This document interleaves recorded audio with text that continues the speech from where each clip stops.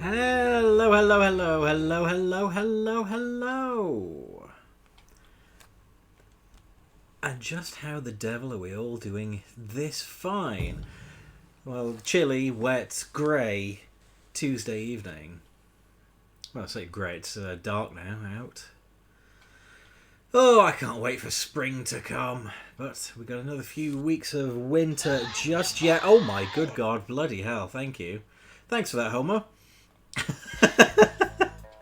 Hi everybody, how we doing? Welcome to another Sleeping Dog stream here on the LT Dangerous Twitch channel. Today we're going to be wrapping up the lockboxes in the Central District, which is going to be all of them. That's going to be the last of it. And yep, it wouldn't be a Sleeping Dog stream unless exactly that happened. Never mind.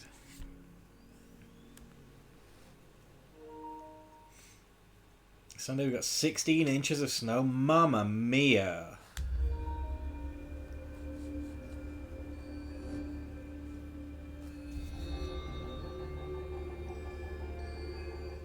That's a lot of flipping snow.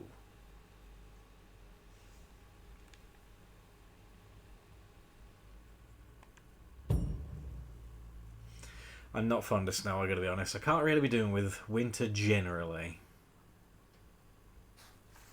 The cold, the wet, the wind, the snow, the dreaded white stuff. Just not fond.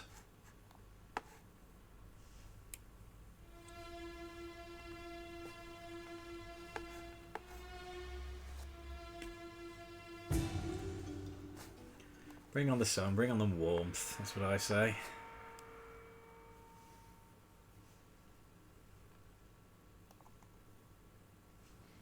Oh, shucky ducky quack quack. Hey, Dan, how you doing, buddy? Good to see you. Been a while since you've been in one of our streams. How you doing, pal? Good to see you, mate. And of course, good to see you too, Homer. Good to see Jeppo. Lovely to have my little cast of regulars rotating in and out here on the old Twitch. Keep streaming at unfortunate times, but yeah, that's unfortunately the pain in the arse sort of thing about being a streamer. Even one who does it only sporadically like me. Like, you can never line up with everyone. And we do keep missing people. But it's lovely to see you, man. How have you been? Doesn't help high temperatures this week only in the teens. Holy shit. And that's Fahrenheit as well. So, I mean, hey, teens Celsius, I would be delighted. Rumble getting closer? Yeah! We're going to be watching live on Saturday, 7 PM for a Rumble.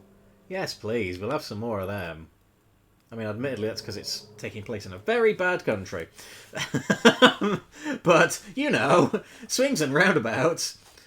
This will be the first show I've watched since Cena's retirement, which was the first show I've watched in about 6 months. So, who knows? Maybe it'll be great and they'll win me over again. Who knows? Who knows? Jen said recently, she was like, I'd really like to watch some wrestling. I was like, oh, funny you should say that, but my favourite show of the year is coming up, so...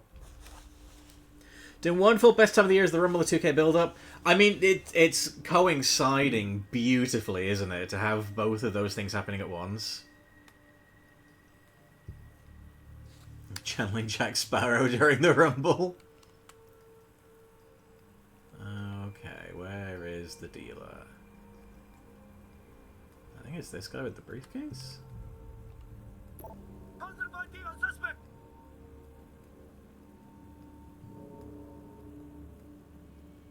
Yeah, it looks like. I mean, that would explain the briefcase after all.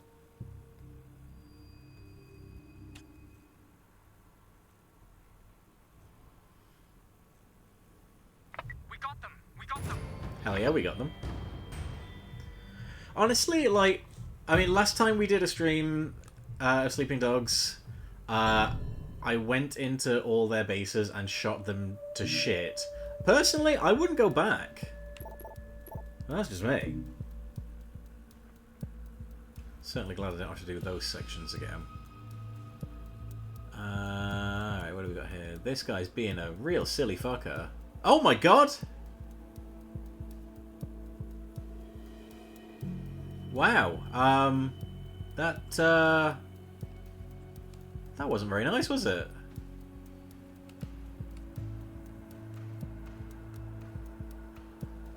I mean, we gotta get this guy. That was indeed straight up murder. It's disallowed. You may have taken us. There's no way he hacked the cameras.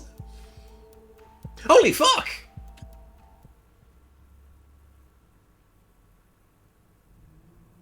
We got them. We got them. Police got there super quick. Also, police brutality. Oh well, that's somebody else's problem. Change to doing the main pay-per-view on Saturday Statement isn't that bad. Yeah, thank God. I'm amazed it took this long for a company that's, like, so international. Let's change outfit. Just wander around as a policeman.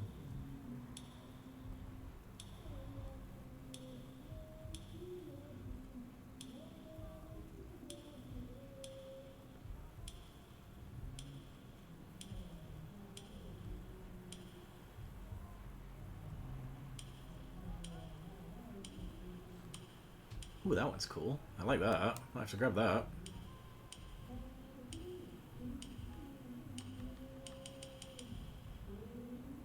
I think that's one of the DLC outfits. Well, it looks good on him, so why not indeed? ID just off screen. In America, the guy getting shot will be labelled a domestic terrorist. Oh, this close to satire, Homo.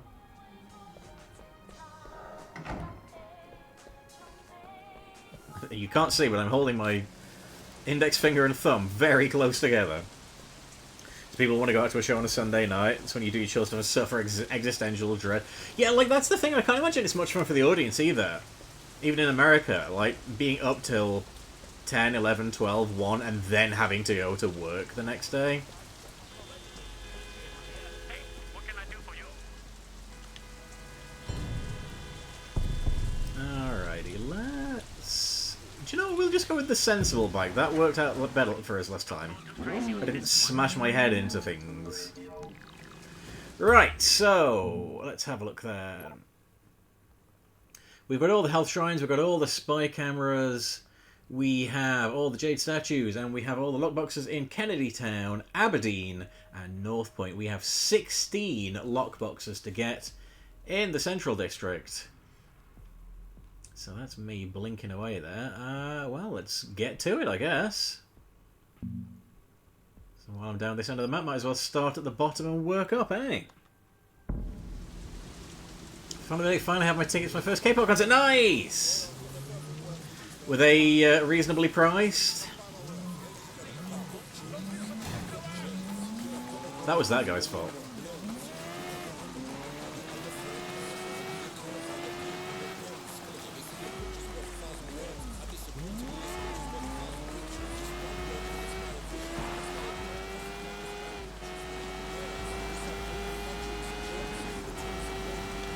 Whoa.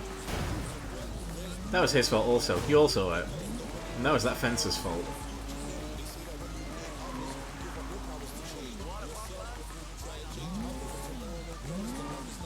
The concert tickets where they're placed. Price was fair. Well, that is good. I'm glad you didn't get ripped off big style. Hey, Chasey, how you doing, bud? Good to see you, man. How's stuff? Alright, we got one around here on the rooftops, I'm guessing.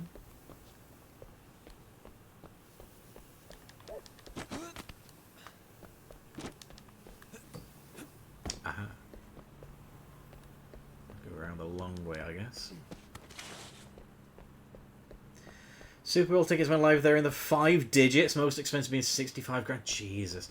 I mean, I'm not condoning or defending that. At least the Super Bowl has the excuse of, like, it's one of the biggest sporting events in the world and it only happens once a year. 65 grand is still fucking insane, mind you. That's late stage capitalism for you. Hey, Red Madman, how you doing today?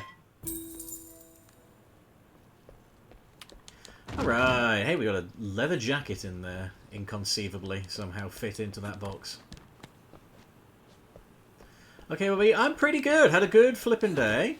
Stuff is stuffing for sure. I'm glad that you two are both okay. That is good news. I've had a pretty darn good day. Had a decent day at work. Managed to, for those of you that have been keeping up in the Discord, you'll know I'm trying to get a big collection of a long lineage of video game magazines. Managed to get one of the spin-off sister publications today, so I now have a full set of the I think it's 2012. Let me check. Yeah, 2013 to 2014 official Pokemon magazine. That's right. I was missing issue 1, and there it was on a shelf, and I was like, I'm having that. I'm fucking well having that, lads. Irritatingly, the guy in the shop, like, he was like, oh yeah, don't worry, the price sticker on the back, it's like the easy peel stickers, because I hate when you try and take the sticker off a magazine and it tears it. I was like, that's fair, that's good, I'm glad for that. Hey guys, guess what? It was not the fucking easy peel variety, so I now have the choice of leave a price sticker on the magazine or pull it off and tear it, and I'm not particularly keen on either option, so I might have to see if there's a way around that. I'm stuck in this alleyway. Oh. Can I get through this door? Sucks, that means any true fans priced out like how WWE's... Yeah, dude. It kind of boils my piss a little bit to see how... And it's across the board, area, and all sporting events as well. Just sheer greed. Oh no, this is an indoor area.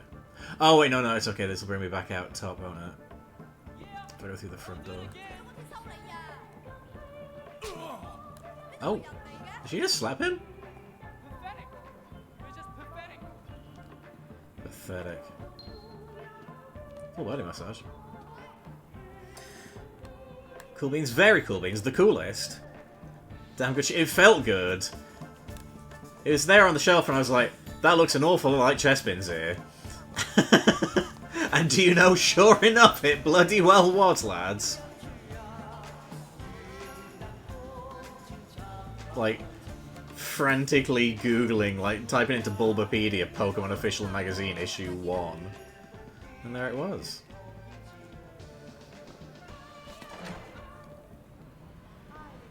It's weird because it's like, it's very much after the lineage of game magazines that I'm collecting. It's like the last Pokemon magazine that publisher made, so it's only tangentially related and it's a very different style and audience. But I was like, do you know what, fuck it, it's related, there's 13 issues, how hard can it be? And I got 12 of them off of the same seller on eBay and they didn't have issue 1. It's like, bollocks. But yeah, very happy I managed to track that one down. Oh, it's through the wall. Can you imagine the Super Bowl's kind of event's better to watch with pals at home? See, this is the thing, like, I've been to my share of wrestling shows, and I've been at various heights in the arenas and stadiums I've been in, and honestly, there does kind of reach a point where it's like, you are just better off watching this on the telly. You can't see jack fuck. Wow, okay, that was... Yeah, alright, fair. That was rude, but, you know, fair. You need to tell me to fuck off. That's so mean. Why would you say that? How's the weather? It's been kind of pissing it down today, not gonna lie. It sucked. They did furnish me with a waterproof coat at work, which was quite nice, so... I got uniform waterproof coat, so that was cool. Didn't have to pay for it, happy with that. Which is good, because my coat's quite bulky, so having one that's a little bit more lightweight in winter is quite nice. Is it a magazine or comic book? It's a magazine, but it's geared more towards younger readers, I think. It's Future Publishing is the name of the company. They did quite a lot of Pokemon mags back in like the early days of Pokemania. So I've like got a full set of those now, which I'm absolutely bloody thrilled about. They did like a few walkthrough magazines for like Gen 1. They did a trading card one. and then they had like general like Pokemon magazines. They managed to get the rights to the official magazine not once but twice. The first one's really good, like real nice presentation. Didn't sell, just did not fucking sell. I don't know what the deal is with that. But yeah, they had 2 issues around the time Fire Red and Leaf Green came out. And then that was that. And then, yeah, like they got another run in 2013. And again, that only lasted to 2014. Only 13 issues. Current Pokemon mag's been going absolutely years. So, I can't tell you who the publisher is on that one. Oh, we got stuck there. Yeah, fortunately that one is outside the remit of the collection because there's hundreds of magazines. It's been running for years. I've got nowhere to put children's magazines. But yeah, it's just like a general Pokemon mag. Again, like it's one of the ones that's geared more towards kids. I think it's probably because like at the time Future had the official Nintendo mag license as well, so it was probably like more of an offshoot of that than their other Nintendo magazines that I've been collecting. But at the same time, I was kind of like, well, I've got all their other Pokemon magazines. Like, I might as well get a full set. So, very happy to say that I've ticked it off. Rumble winners, wrong answer. Only Finley. Oh my god. It's a lot better to watch at someone's house with friends and a lot of food. Yeah, it feels like communal viewing. You know, invite friends and have a party. It feels like it would be a lot more fun that way. I mean, it's the same thing with, like, your WrestleManias and that. They're always more fun when you've got a friend watching. 14 inches of snow fell every inch? Oh, no. Badass got the whole set. Yeah, thank you. Yeah. It feels badass. I feel great having these magazines for kids. Go show on stream all day. Do you know, I've been thinking of, like, doing something with the collection. Because I've got... It's, like, part of a... I put a thing in the Discord the other day of, like, how things are looking in the collection overall, but it's like, whoa, it's like this big long video game lineage dating back to the 90s. They did originally there was a magazine called Super Play, which it will not surprise you to learn in the days of the Super Nintendo Entertainment System that was the console of choice in that mag. That became N64 magazine. I got a full set of both of those. N64 became NGC magazine for the GameCube. I'm missing 1 issue of that, and it seems like it must be incredibly rare, because it's like from the later days of the magazine when the page count's down and the circulation's dwindling a little bit because the GameCube was on the way out. That was replaced by N-Gamer, which originally was going to be called Game N. And then somebody said the title out loud and realised that they were going to release a magazine called Gay Men. And they decided, no, we'll call it N-Gamer instead. For what I suspect are obvious reasons. But yeah, that covered the Wii. I'm missing 2 issues of that.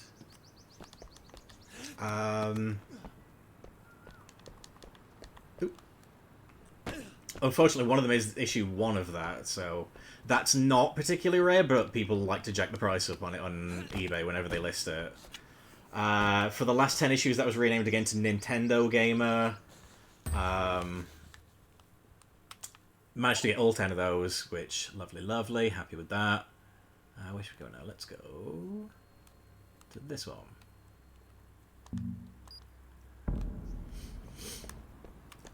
And then, like, there's a bunch of, like, sister magazines. So there's all the Pokemon magazines. They did a spin-off called Planet Game Boy, which of course covered the Game Boy and Game Boy Color.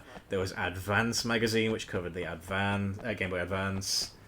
Nintendo World was a sister publication that had, like, kind of a more kids and young teens kind of vibe to it than the others, which were, like, more sort of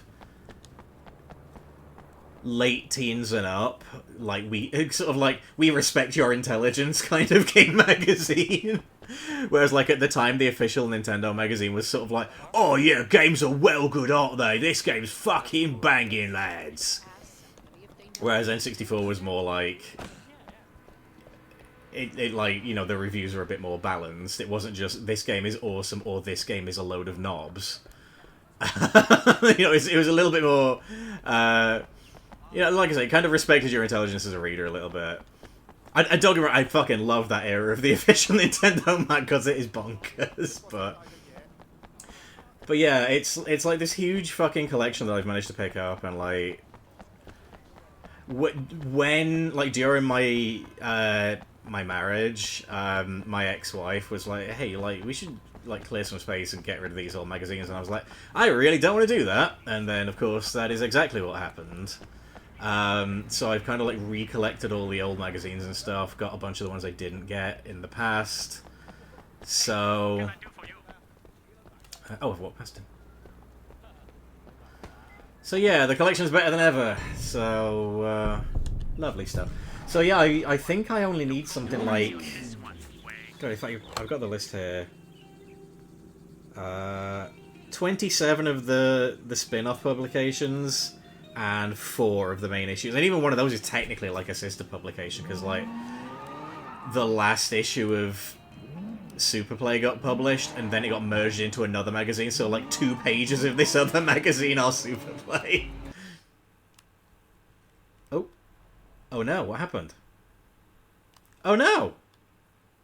Uh-oh. Oh, come on, man. Fucking hell. Twice in one stream. Goodness me.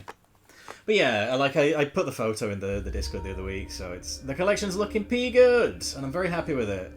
Picked up a bunch of other stuff, and yeah, I'm just flippin' chuffed.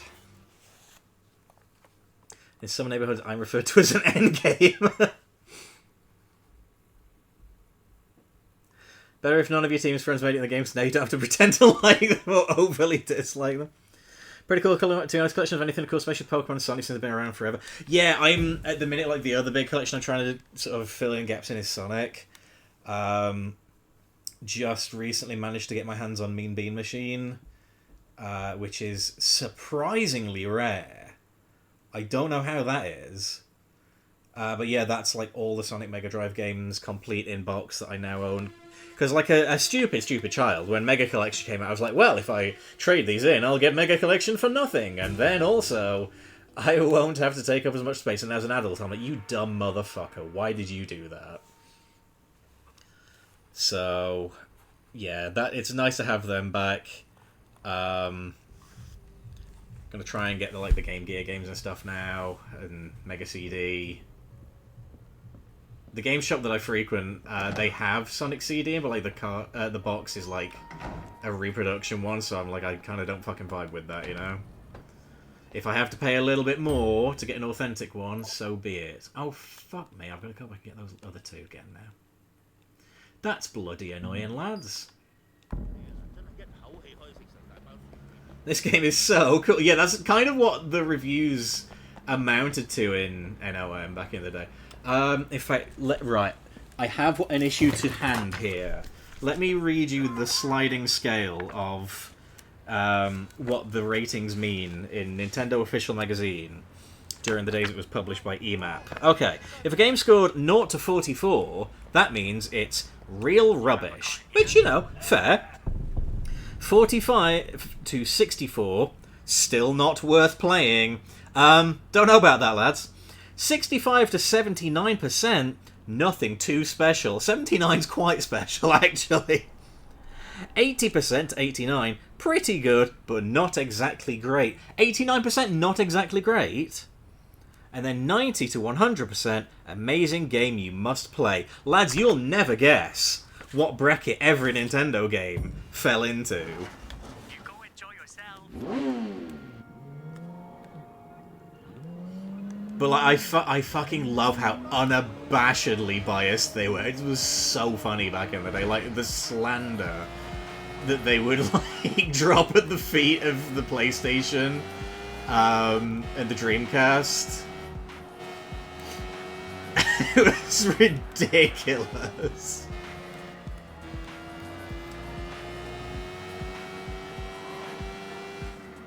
Just the most childish shit.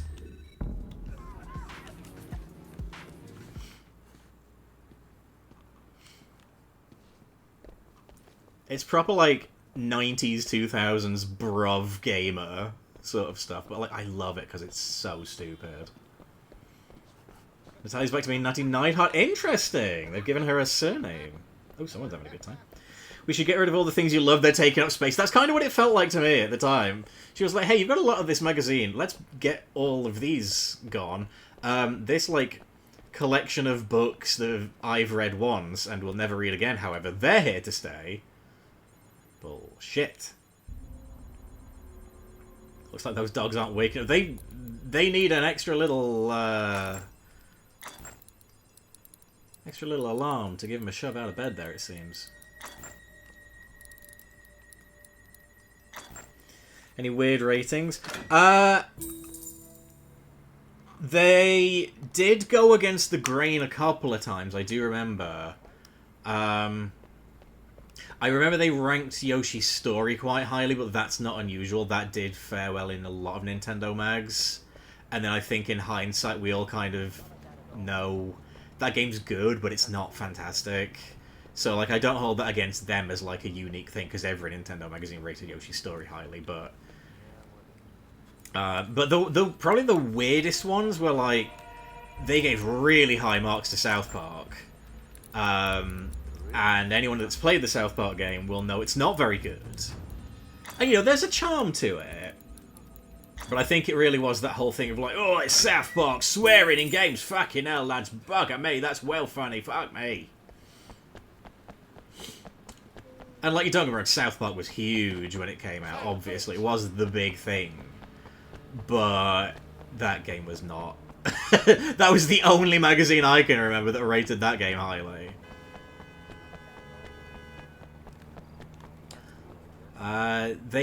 Like, when the GameCube came out, they sort of, like, completely rebranded as well. They, like, became, like, kind of sleek and professional-looking magazine, which I think was very much to compete with N64 and NGC. But then, like, it just kind of got a bit boring, honestly. Future bought the rights eventually as well, and, like, their version of the official mag was good. Like, at least it wasn't as brain-dead biased.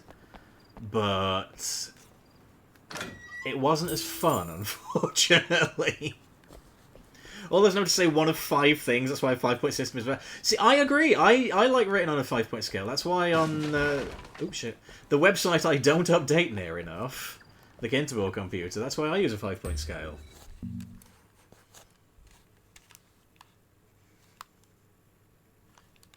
And then if something's really, truly tremendous, I'll give it the old S rank, or if something's utter penis, it'll get an F rank. But they're like the outside rankings, they're the special ones that you kind of hold back on a bit. 89, pretty good, that's solid as... Yeah, seriously! Like, if a game gets 89%, like, you really... See, this again is why, like, percentage scales are really kind of flawed when you're reviewing things, because... I mean, to be above 88% of things and then them to say, well, it's alright. What? But, like, for me, I think a 100-point scale is kind of a flawed way... That's really far. Why am I going off for? It's a really flawed way of reviewing games. Because, like, my contention is always, what realistically is the difference between 87 and 88%? What's the difference between 88 and 89%? What's the difference between 86 and 87? You know, like, what are the differences in these percentages? Here you go.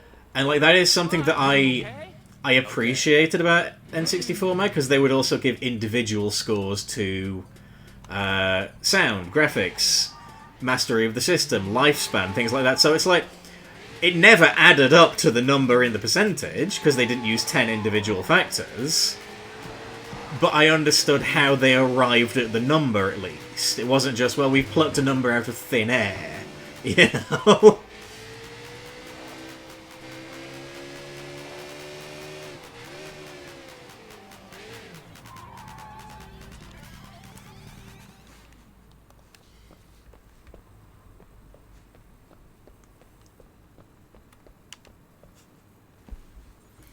think a new Yoshi game set up similar to Donkey Kong would do really well. I reckon you're probably right. Yoshi's in a weird sort of spot where, like,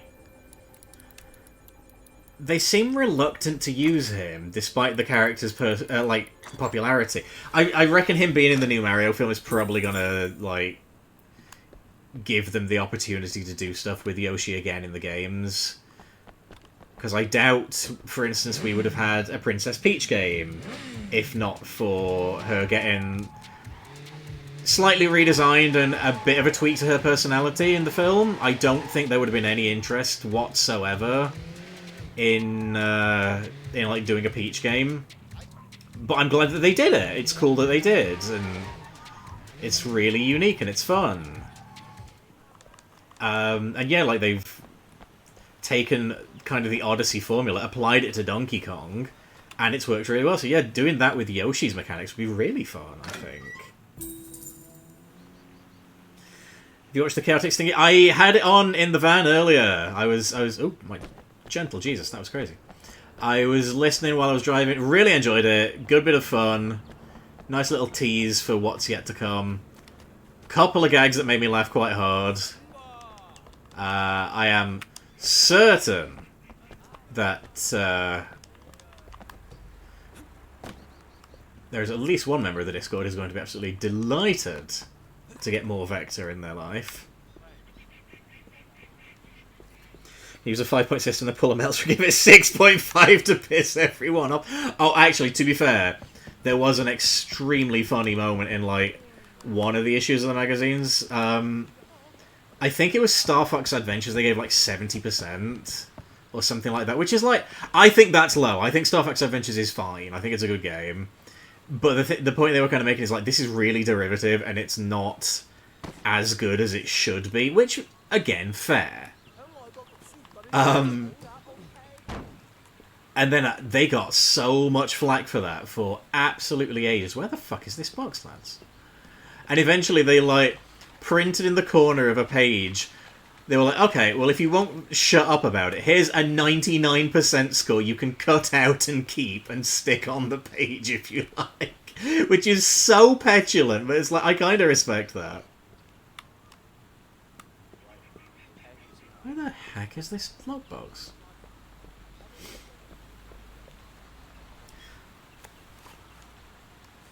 Hey, Rebel, how you doing today? How's the day going? Day's going pretty damn good, buddy. Pretty damn good. Wait, Anchor, what is going off here? I keep getting thrown off by the... Oh, there are two, and they keep blinking in and out of existence. Follow the light. Follow the shield. How are you doing, Rebel? Yoshi must lick through the world to save it. Yeah, to be fair, like, if eating stuff wasn't Kirby's gimmick, that would work really well for a Yoshi game. I think you could probably still do that. Have, like, Yoshi go to a world where everything's made of sweeties, or everything's made of fruit, or, you know, things like that. That'd be really cool.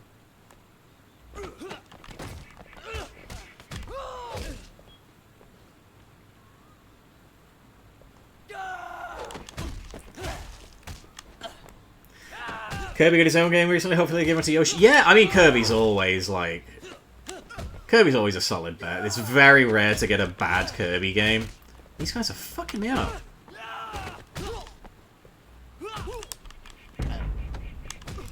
Extremely grateful for that.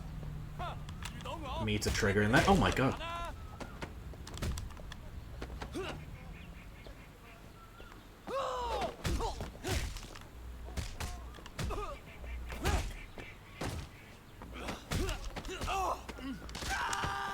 So when they do that, give me a Peach game, Yoshi game, all... Yes, seriously, like, Nintendo's entire roster, with very few exceptions, could carry their own game. It is neat that so many of the, like, the Mario-adjacent characters have their own games, like, Luigi has Luigi's Mansion, and it's kind of a surprise it took as long as that, honestly. Wario's got 2 sub-series, which is great, because I love Wario. Obviously, there's Donkey Kong, there's Yoshi, Peach is getting stuff now. I reckon you could probably get away with making a Rosalina game. That's just my thought on the matter. I think she's pretty damn popular. Whoa, what's happening now? Where'd you run from? Yoshi has a couple of games, especially Yoshi's... Yeah, like, again, very rare that you'd find a bad Yoshi game. I think, like, if the worst anyone can say about a Yoshi game is, like, this is kind of easy, okay, that's fine. It's a kid-friendly character, they're allowed to be easy. And, like, Yoshi's story, I mean, again, like, I think we do know now, with the benefit of hindsight, it is a bit easy. But, like, it's not bad, it's a fun game. And you're kind of encouraged to replay it to try and find all the levels, and that's neat. I like that. Chaotix missed a visual novel by day. Honestly, if they did that for April Fools this year, like they did with Murder of Sonic, I'd be very happy with that.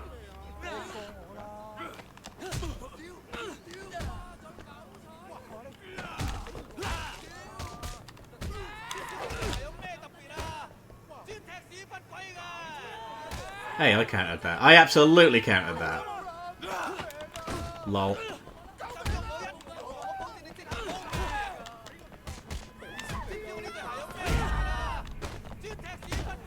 Hey, no need. No need, pal. Just no need.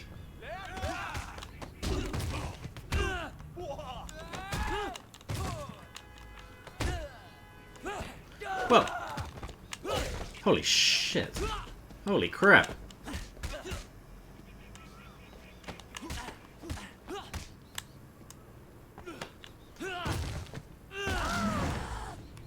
Walk that off, you fucker. Always said it'd be cool to have a Bowser game where there's a bigger power that leads him to saving everyone. Honestly, a Bowser game would probably sell gangbusters. Because, like, again, Bowser's a super popular character. Star Fox's Adventures are decent game, but a bad Star Fox game. That's honestly fair. It does feel more like a Zelda game, honestly. And, like, that's probably intentional. A lot of the mechanics are just straight lifted from Ocarina. But, like, that doesn't make it bad, if you ask me. If you're gonna nick something, nick from the best. Here's a sticker to pretend it's ass cheeks. That's kind of what it was like. You must save the baby version of every Nintendo character. That's Yoshi's raison d'etre. Babysitter. Wario has some Wario games for Game Boy and Game Boy Color. Yeah, first Wario game I played was Wario Land 2 on the Game Boy Color. Oh god, oh fuck, oh Jiminy Cricket. Well, when you put it like that, pal.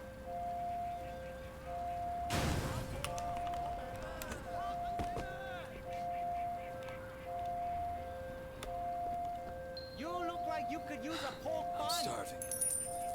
Good, Taya. Well, now I'm a whole man.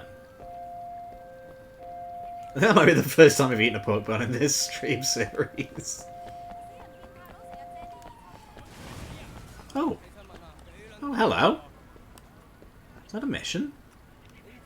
It's just popped up on my minimap.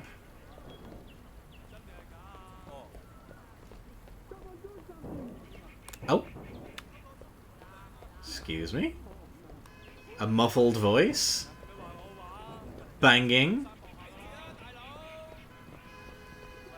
Whoa, holy crap. How did I not see that? You okay in there, bud? How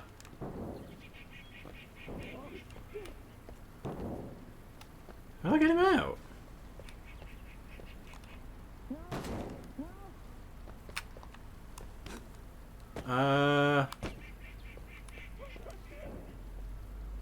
Buddy, how do I get you out?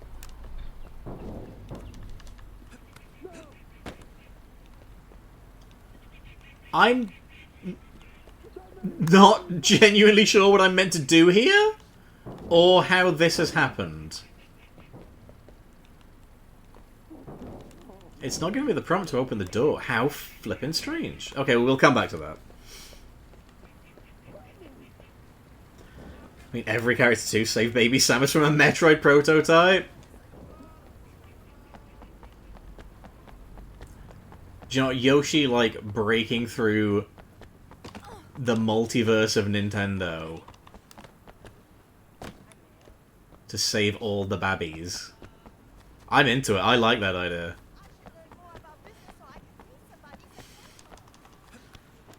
All Mega Man games have Mega Man in its own stages, different rivals to those games, especially the X series and Extreme series, which came out after Mega Man. There's some games came out in the late 2000s and 2010s, like Mega Man 9 and 10. It's always weird to me that, like... Well, I say weird, it's fun, obviously, it's part of the aesthetic, but, like, we had the last couple of... Like, the last 2 or 3 Mega Man games in the Classic series, then a massive, massive gap of years, like, decades, and then they were like...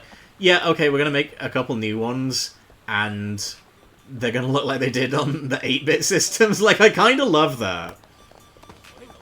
In a way, I'm a little bit sad that the new one that's coming out is, like, not going to follow that aesthetic, like an old-school style.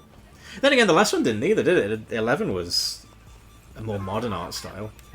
Stop a teenage Ganondorf harassing baby Link and Zelda. Oh, Homer, why must you tease me with what I can't have? This sounds like an amazing time. Maybe this is the plot of the next Smash Bros. Game.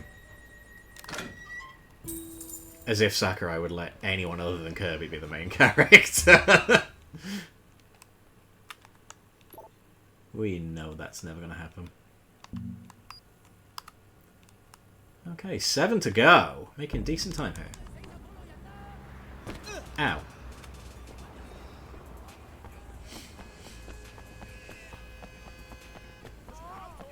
Kirby eats Yoshi, boom, problem solved! And to be fair, you can even get around the problem of, well, Pikachu isn't a baby because, haha, you fool! That's why there's Pichu!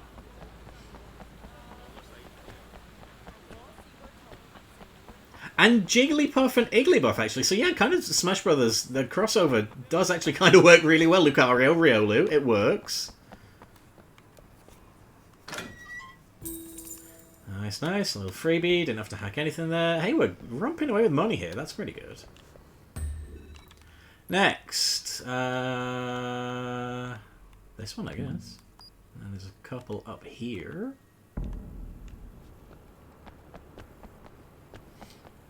Oh, screw it. Let's go on foot. It's not that far. Pokemon trainer, but he's potty training? Oh my god, that's wonderful. Yes!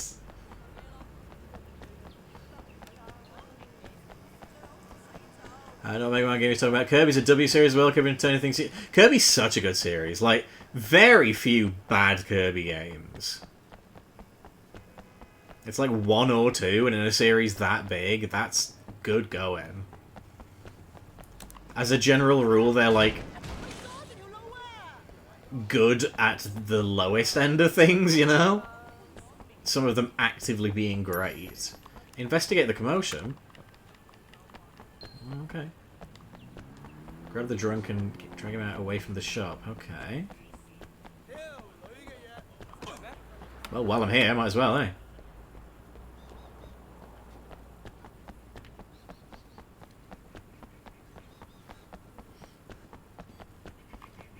Now, is it up or down?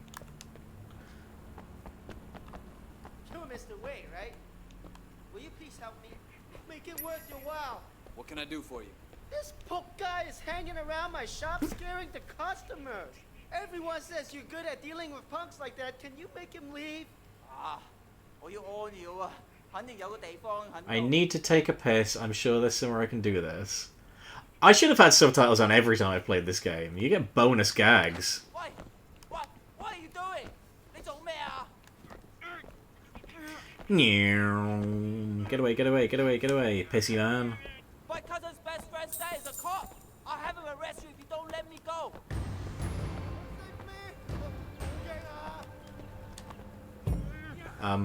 Is he gonna let go at any point?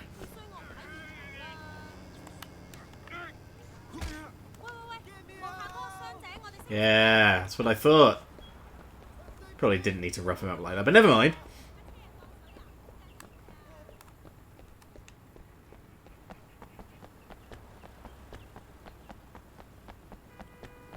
Kirby also, as a note of trivia, oops, there's a Kirby game that was very nearly turned into a Pokemon game, and even as a Pokemon fan, I was like, no, that's Not cool. Don't do that. Kirby's Tilt and Tumble. They were going to switch Kirby out for a Pokeball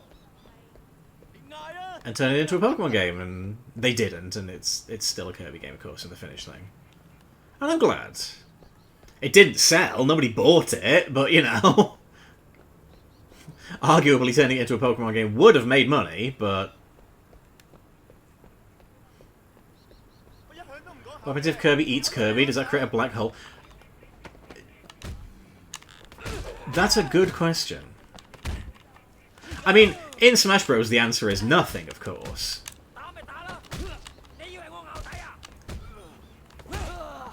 But is it like... If it were to happen in his own series, would there be some kind of Ouroboros effect? The Kirby eating its own tail?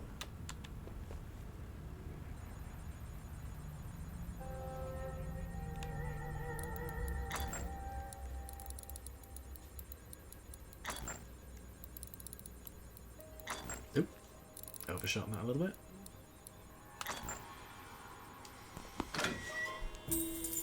Nice. Alright, 20 grand for opening the box. Not bad, not bad. Okay, so we got these two up this way.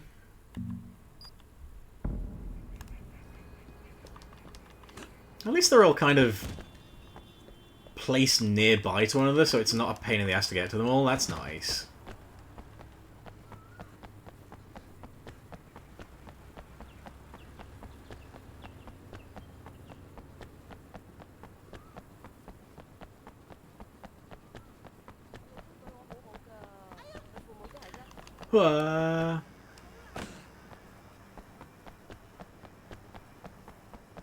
Can I climb this wall?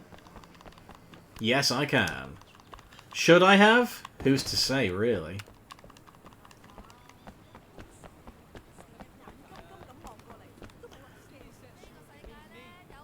Oh, hey, actually, while we're talking about, like...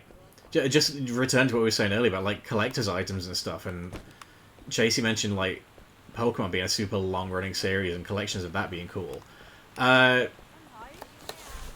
The place that I got the magazine from, the guy also had... he said to me, what's the most you've ever paid for a carrier bag? You know, like the kind that you get in like a supermarket or whatever. And I was like, I can't imagine I've ever paid a lot for one. And he was like, how about this one for £95? I was like, I beg your pardon? And it was like... The week that Pokemon launched, they had, like, plastic carrier bags with Pokemon TCG stuff on it, and it looks really cool. And it's, like, framed, and he was saying, like, the thing is, like, the way I look at it, it's not a carrier bag, basically, it's just a piece of art you stick on your wall, as far as I'm concerned. I was like, I 100% agree. I don't have £95 for a bag, but it looked fucking great. There was, you know, Pikachu, Charizard... Blastoise, Venusaur, it looked flipping great. And it was like original Ken Sugimori art as well, and it was like fat long tail Pikachu. The true icon, the hero. But yeah, I was like, £95 is a little rich for my taste. How about I buy some of the, how about I just buy this magazine for now, and maybe I'll buy some of these mangas you've got next time I'm in.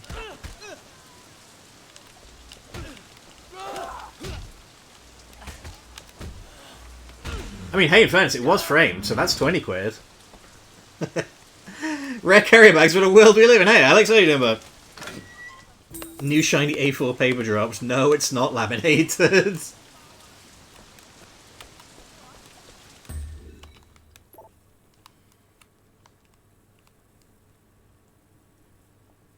Oh, hey, only 3 to go. So there's one there, one there. Where's the last one, Hyder?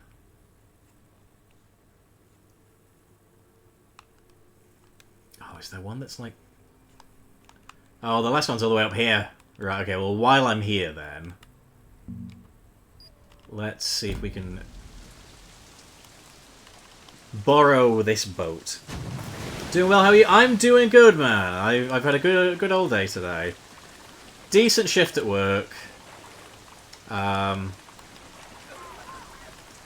saying to chat, I managed to get one of the missing issues I need for one of my collections. Kirby Adventure for NES, W game, especially the Dreamland series, not just Kirby's Dreamland 1, 2, 3, even Dream Course as well. The ones for GBA is good, Squeak Squad, and Kirby Mass Attack. Do you know I've only played Dreamland 1 and Kirby's Adventure out of those? Which is shameful, I know, but yeah, great games. Like Dreamland, the first one is... I mean, it's easy, it's very easy. Obviously you get like the hard mode when you clear the game. But I mean, it's designed for beginners, so it's okay that it's a bit on the easy side. Kirby's Adventure is awesome. That's a great flipping game.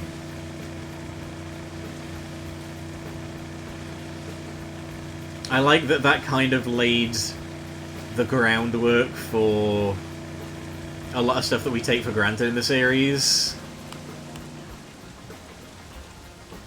Like, you know, the hidden rooms to get 100% and things like that. Very cool game. First time I played it was on the Wii Virtual Console. And just absolutely fell in love with it. Ah, there you are.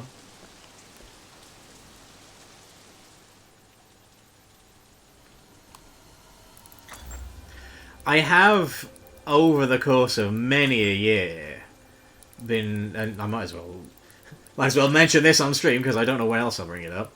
I've been putting together like an absolutely gargantuan list of video games.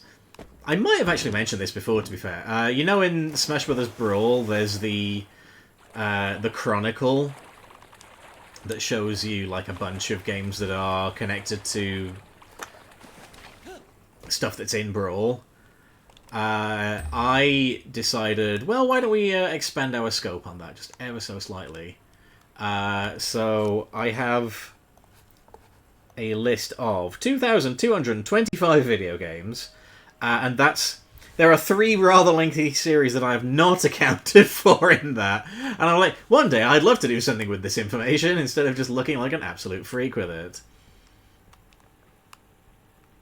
I think we'll use the boat to get to that one. So I don't know, originally I was going to do something with it for YouTube, and I've thought about doing stuff on Twitch with it as well, but... Oh, the boat has gone silent, how very odd. Nice little funky tune here, though. Here's hoping that this doesn't get muted on YouTube.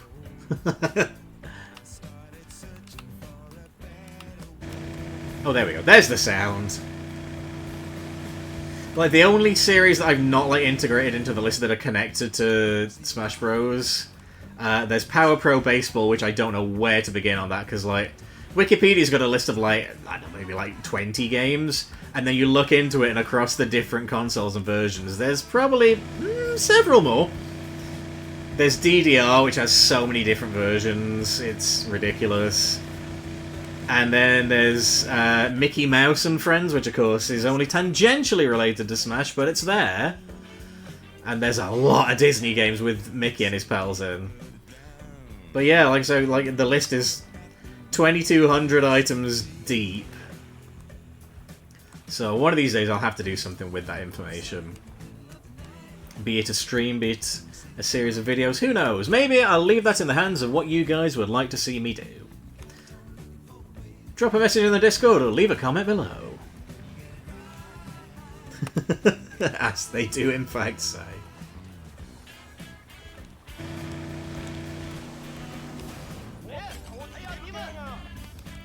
Nice.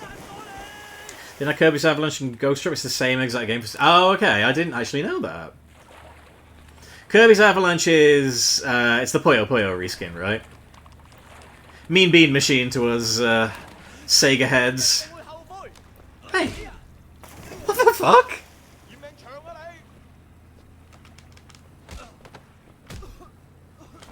Up yours. Oh, back for more, eh? Oh, that... I might have gone a little too hard on him there. Well, never mind. That's his problem. That's between him and his doctor. Used to impress people in high school with my DDR skills. I'm one of the only people with rhythm. I've got the Mario DDR game. That is my only real experience with it.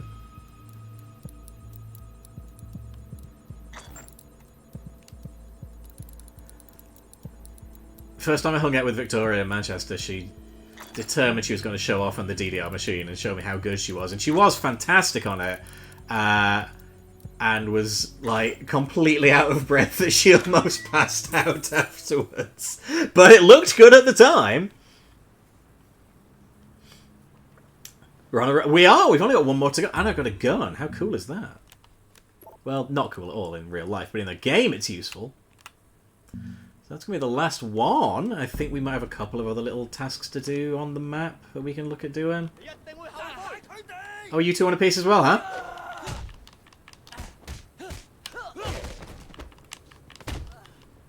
You fool. I'm feeling the effects of a pork bun.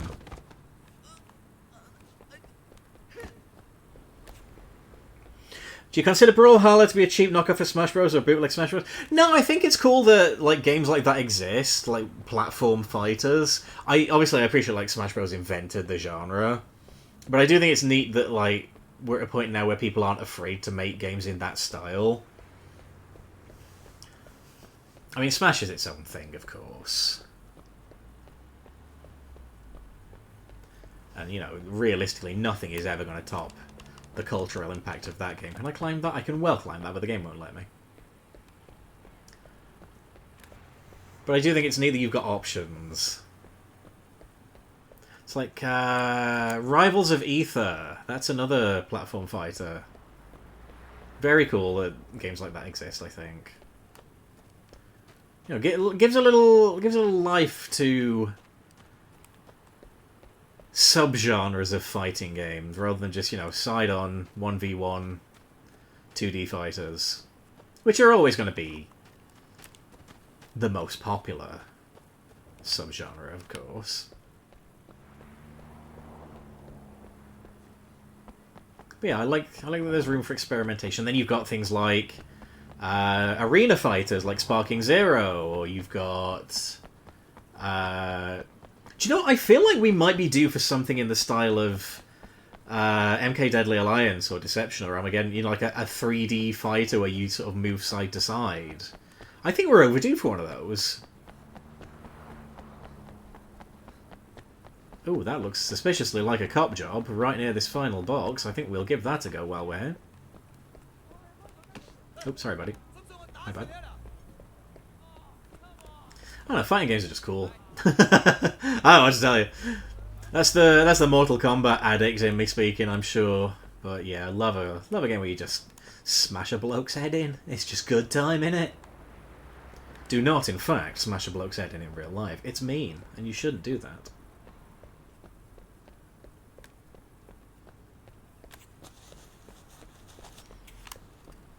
Honestly, like, with the Legacy Collection now, I kind of want to do some more Mortal Kombat streams.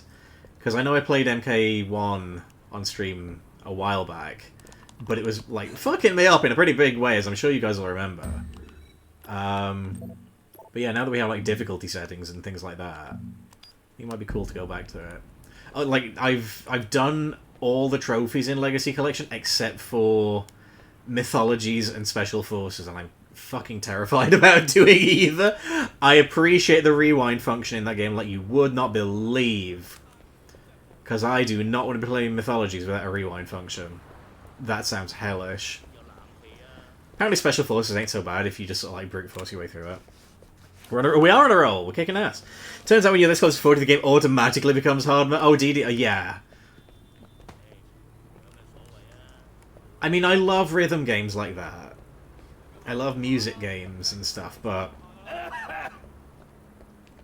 why do I get the feeling this one's confuddled me before? I think it has, you know. I think this is one that I've looked for and couldn't find previously.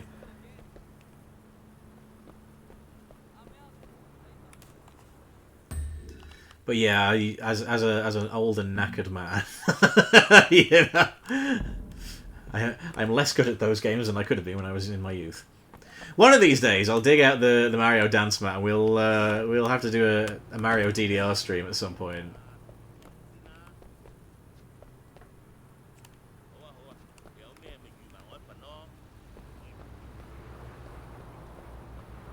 Okay, so it reckons it's over there. Did I just not see it around here? Okay, I'm certain that I've had this conversation before. It's not in the parking garage, is it? Let's find out. What, can I help you? Because if not, it's got to be around the back somewhere. You go enjoy yourself. It is not. That would be fairly ridiculous, honestly. Collection of sportswear. Check out our stylish new swimwear, sporty blazers. Like Mighty for Series XS, similar to Mega Man in the way that goes for Power World. The next one is similar to Pokemon in a way. For Xbox Series consoles, next one's where you can catch things and fight trainers like you do in Pokemon. Power World, you catch pals by having your pals fight each other pals to catch them or fight them with your fist to catch them as well as trainers themselves. See, when Power World was first announced, I was like, damn, like, I love the concept of this because it flips the Pokemon idea on its head, because Pokemon is... it takes place in a scientific utopia. It takes place in a world where man and animal live in complete peace with one another. And that's a lovely setting for a Nintendo game. So for Palworld to be like, yeah, in our world, you catch them and turn them into fucking slaves and give them guns. I'm like, that's a little edgy, but honestly, I fucking love that you've turned it on its head. That's a great fucking concept. I wasn't so sure when it came out, like, seeing videos of it, I was like, I don't know if this is really for me. But I think that's kind of a shame, because, yeah, the concept is so strong. Things I like least about it is the slaves, but yeah, it's weird, isn't it? Because, like, on the face of it, like I say, as a concept, I'm like, oh, okay, you've taken, like, the big criticism of Pokemon, this is effectively slavery, and, like, removed the element of, like, oh, yes, but Pokemon are also your friends. How do I get out there? What the fuck?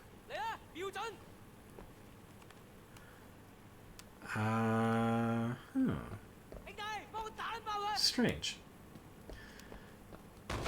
So I know it rubbed a lot of people up the wrong way, but, like, I think it's one of those things where, like, just because it's, like, a strong concept, I don't know if it necessarily worked as, a game.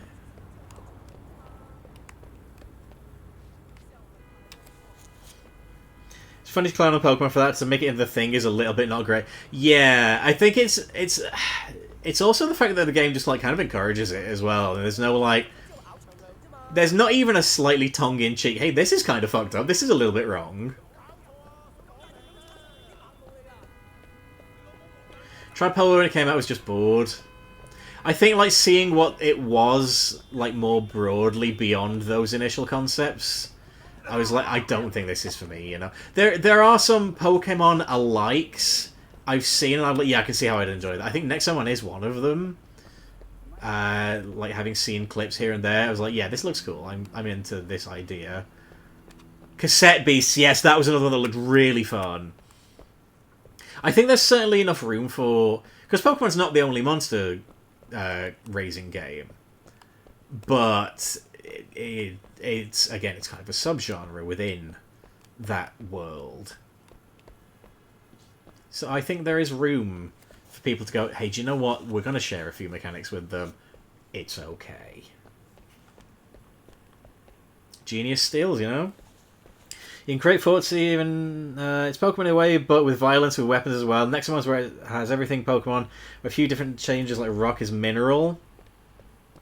Rock type with the edges filed off. Okay, surely it's round here, right? Oh, no, maybe not. Because it was behind the parking garage, right? Okay, well, we'll keep walking.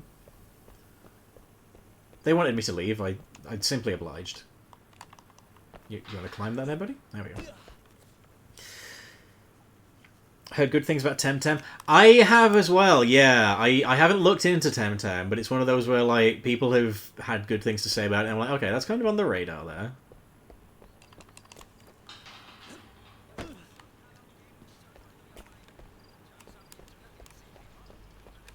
It's got to be down here, right?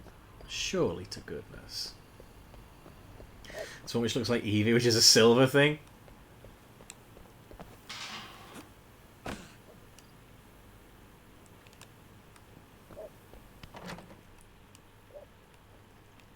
Oh, hello, we'll have that. 50 grand, red envelope.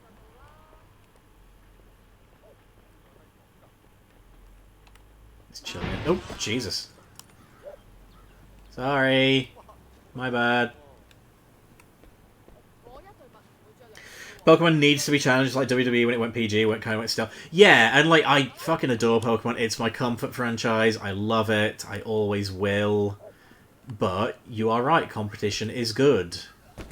And I think anything that it's going to push Game Freak to bring their best can only be good for me, because I want Game Freak to bring their best, damn it, you know? Where the fuck is this bloody box?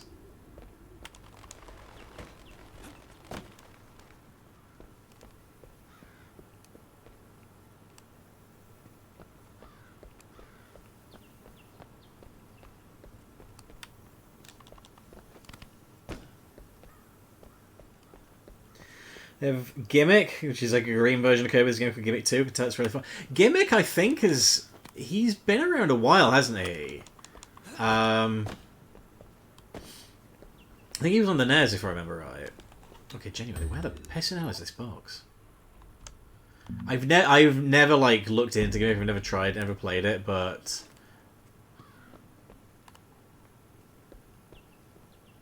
I have heard of it. Okay, so I'm directly on top of it now, I guess? Where the... Aha! There you are, you sneaky little sausage. Gen 10 announcement Pokemon Day this month. I wouldn't be surprised, because we're definitely post Scarlet and Violet at this point. There's... You know, we're post Legends as well now. Nice, 10 grand. 30 out of 30. Beautiful, that's all of them. Yeah, Pokemon tends to have a game come out around the Christmas period, so it would be very strange if they don't have something ready to go for this year. So I wouldn't be at all shocked if we get Gen 10 being announced and then released around, I don't know, anywhere between September and December. And I, for one, welcome our Pokemon Generation Overlords. Every 3 years for 5 gens till this one. Yeah, pretty much. I know that Legends got pushed back a bit. I think we were meant to get that a little bit earlier, and that's why the DLC was out so soon after the game released. And I think a lot of people didn't give Game Freak that little benefit of the doubt there. The problem with Pokemon is you can't delay the games beyond a certain point because the juggernaut is so huge and the wheels fall off the entire fucking thing if the games don't come out. Because the funny thing is, like with Pokemon, like it's not really even the games that make the most money. I think it's the cards that make the most money for them. But you can't release the cards that have the new characters on until the games are out. So the games are like holding back the floodgates of everything else, all the merchandise. So yeah, unfortunately, like you can't delay them past a certain point. So I know people are a little bit mad that the DLC seemed to drop immediately after the game, but it's like, we kind of had to, you know? Although, admittedly, I feel like the DLC could have been pushed back a couple of months too, because, like, what are they bringing out between now and the end of the year? Do you know what I mean? They could have probably dropped the DLC on Pokemon Day, honestly. That wouldn't have been the worst thing in the world. Especially if it was ready, you know. Since the early 90s, before Kirby was much more known and popular. That's true. Right then, I do believe 50 out of 50, 26 out of 26, 40 out of 40, 15 out of 15, 30 out of 30, 15 out of 15, 11 out of 11. That's all the collectibles. Yeah, buddy. Goodness me. Well, while we're here, we have a cop job on the map. And we have... What is this? Oh, that's the Triad Highway. Ooh. Might leave that for another time. Another drug bust? We got another drug bust. Well, in the name of map cleanup, we need to do that cop job, and we need to do that drug bust. And then next time we play, we can look at doing Buried Alive as we enter the end game. Let's go. Thank you. We've been in the game soon. No, I haven't enjoyed it. We are rounding off the story because we still have like 2 or 3 chapters. I'm going to try and do that on like one big stream if I can. And then I'm thinking there's probably going to be 3 streams for the DLC chapters. There's the Zodiac Tournament, Nightmare in North Point, which is Halloween themed, and Year of the Snake, which is Chinese New Year themed. But yeah, I think we'll be rotating something new in as we move on to like the end game of this. And maybe I will even let you guys vote on what that should be. Ooh, exciting.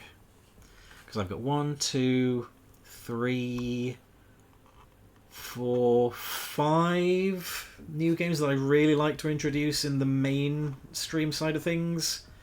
And then on the chill stream side, we've got 1, 2, 3, 4. So yeah, we got a few new things to bring in this year, hopefully. Right, where was that cop job hiding at? It's not far from here. Boop. Didn't know X and Y as well as Omega Ruby and Alpha Sapphire came out early 2010s. 2013 2014, thought they came out early 2020. Yeah, it's a hot minute as well.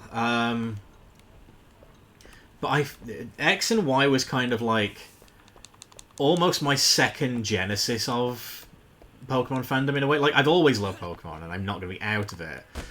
Ow, that fucking hurt. Good job I got the regeneration on.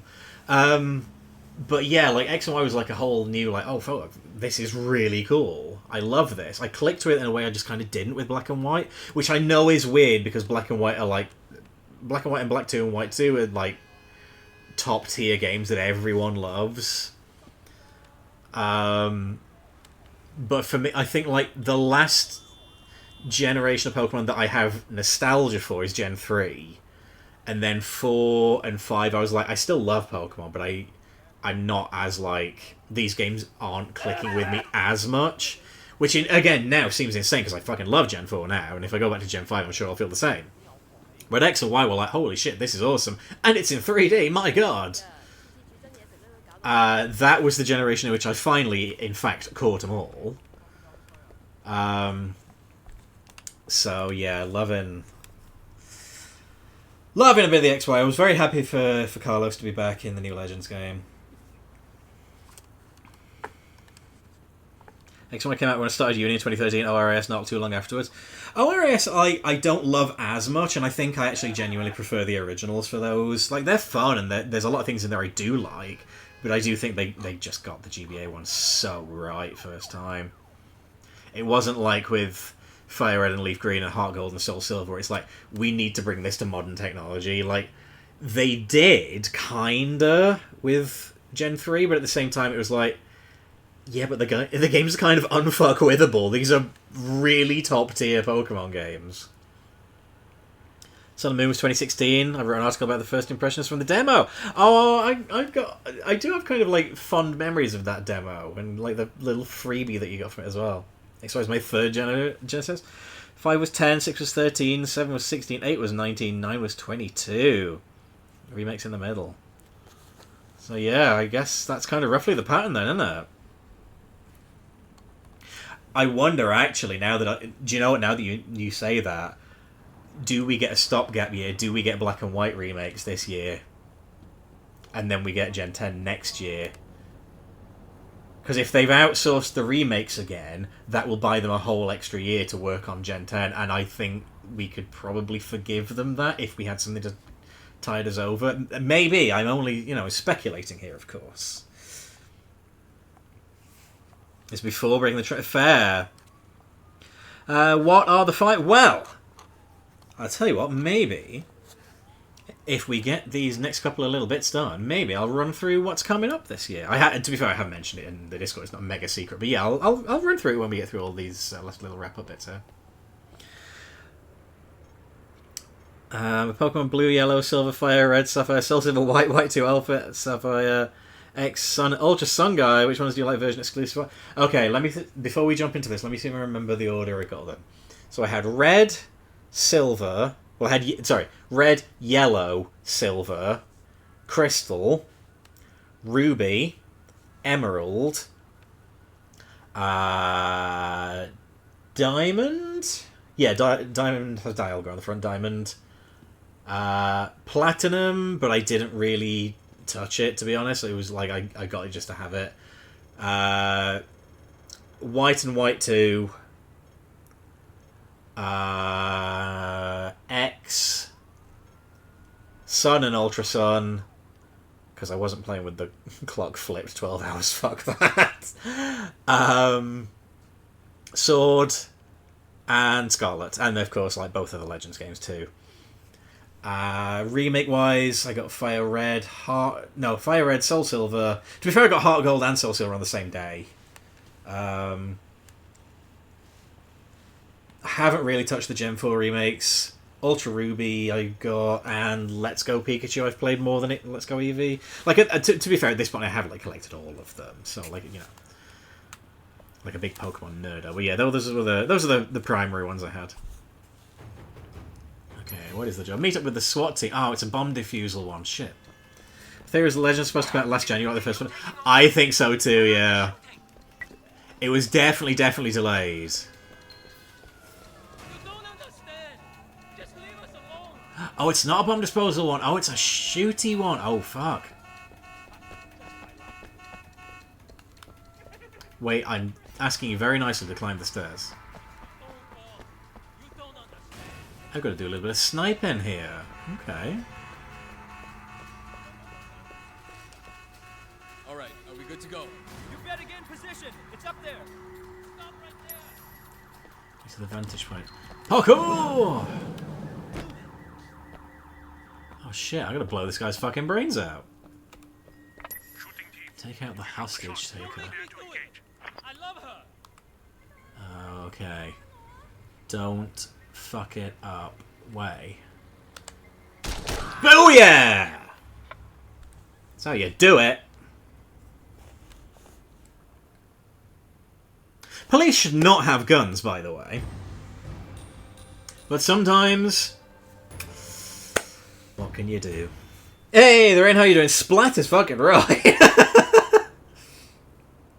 Platinum is amazing for the bigger Pokedex and Origin Giratina, the Distortion World, the Slughouse is amazing. Platinum is, it's one of those games I would do want to go back to, because I've still never touched it, weirdly.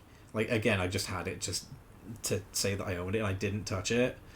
But yeah, I hear nothing but good about Platinum. Like, that's kind of one of those that's, like, upper tier, upper echelon Pokemon game. It was incredible at the time. I mean, I've got a lot of time for Gen 4, honestly. Oh, no, we don't want to do that one at all, do we? Was there another one that I wanted to do? Was that it? Have we exhausted all the police jobs? Oh, no, we got this drug bust, haven't we? Diamond and Pearl barely functional in comparison. To be fair, I think that is probably a part of why I kind of didn't click with Gen 4. Like, dare I say... the 5 words that terrified every Pokemon player at the time. Saving a lot of data. Right, I'll go and make me tea then, shall I? And we'll see if the game has in fact saved by the time I get back. Hey, it's Wei. I need a car. Sorry, I don't have any time. What? Shit. One fire type. Yeah, one fire type, ridiculous. And it was a Gen 1 fire type as well. Like, if you didn't pick... Chimchar at the start of the game, fuck you, basically. It's Chimchar or Ponyta or Suck a Dick, is what they were saying with that dreadful fucking selection. Very glad that they fixed that, obviously, in Platinum. What, can I help you? I mean, still, no new fire types in Gen 4 other than Chimchar, but, like, what the fuck? Also in the Chansey video? Oh my god, yes! Yes! Very glad that they've fixed that animation in subsequent games. Like, if I get a critical hit now, I know that the health bar is going to go down slowly. So I know it's going to go down quickly, whereas it goes down super slowly in Gen 4 originally. DP Dextrose is so bad.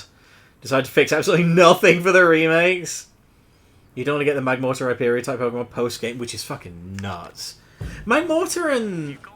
Electivire were so, like, hyped up in Gen 4 as well.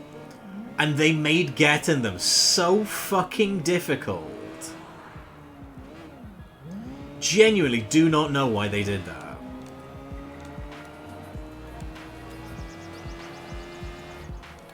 Yeah, some ones with dog shit movesets. Yep. I mean, I'm gonna be honest, I'm not mad keen on Magmortar and Electivire anyway. Like, as designs, I think they are both actively worse than Electabuzz and Magmar. But the fact that they were like, hey, we've given these Pokemon a third stage now, and they're kick-ass, and they're gonna be all over the marketing, and then they just, like... this doesn't feel right somehow. Oh no, it's alright. They just, like, made them incredibly difficult to get. Oh, that's that one, isn't it? Yeah, fuck that. Sorry, guys, just randomly pausing like an idiot. They were a little bit easier to get if you had Battle Revolution, but hey, guess what? You need to buy a different console and a game for that. As if we wouldn't. As if we Pokemon fans wouldn't do that. They knew. Yeah, Flareon, granted, yes. I mean, admittedly... Eevee actually, still quite hard to track down. And Flareon, like, if you ask any, like, competitive battler, Flareon has always been kind of, like, not great competitively. Which, like, don't get me wrong, it means fuck all in terms of the story mode. But Flareon is not going to carry you very far in the way that a lot of Eevee's other forms might. And of course, he has 2 new evolutions in that game, so you're more inclined to go for them, because they're new. Oh, this is one that I fucked up before, isn't it? Well, let's utilise the last little bit of my regeneration while I'm here, see if we can get it right this time. 10 to knock out, fucking hell. That's a lot.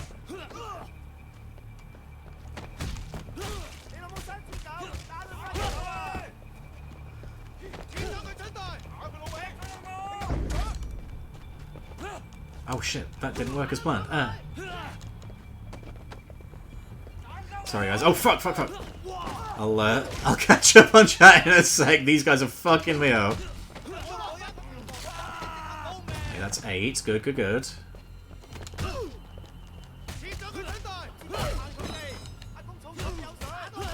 7.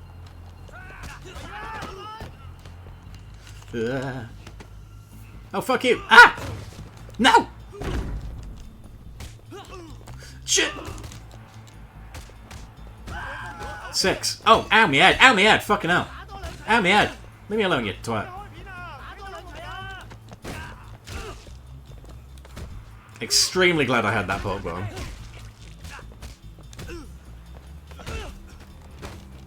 Five.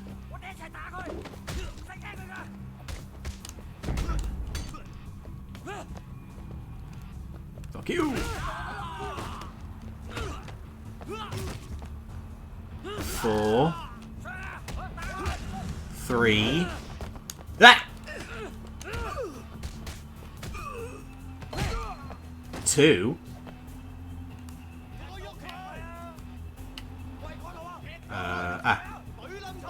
What are you doing over there? Fly some rail, lads. Come on then.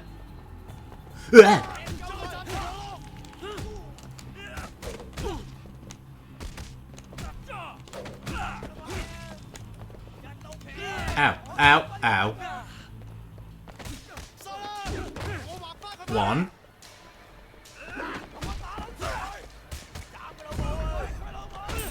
Booyah! Alright.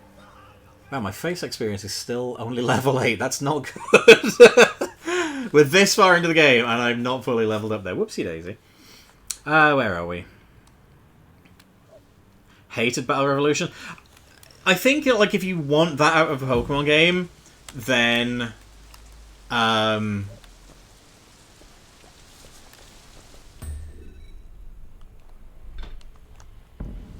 like, if you only wanted to do the battling stuff, then it was probably really, really cool. Other than that, there's not much to do in it, is there? And it's sort of like... with it being primarily CPU as well. Lads, where the fuck?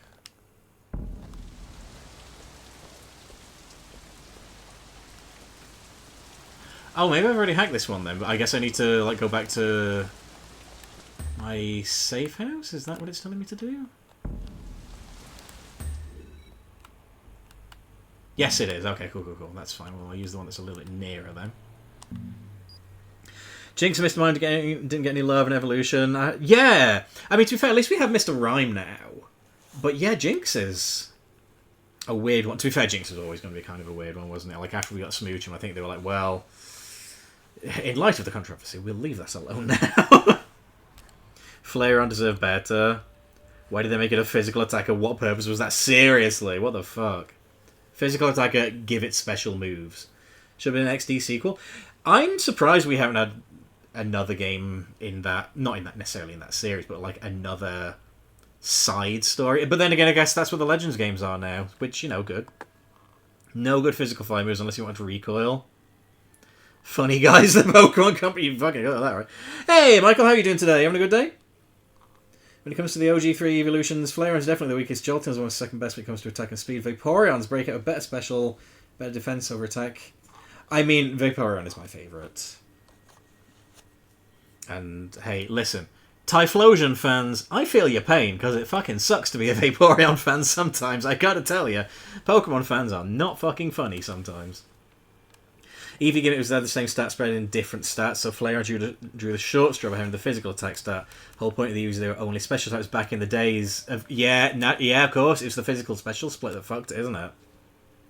So far, so good. Glad to hear it. How's the weather in the UK? Pretty crap, actually. Not gonna lie. It's not been raining quite as bad as it is in this game, but it's been drizzling and raining fairly consistently. My bike's disappeared somehow. For the last couple of days, it's been kind of shit. Grey. Not much in the way of sunlight. Real stereotypical British weather, you know? Parking garage, that'll do nicely. Surprised another physical version of the Eevee gimmick with a different... Yeah, it is kind of weird. I guess maybe they're a little bit... Maybe they're apprehensive to try it because, like, they don't want to run the risk of, like, infringing on one of Eevee's main things. And obviously Eevee is now, like, one of the big Pokemon that they have. Kind of second only to Pikachu, really, as a mascot.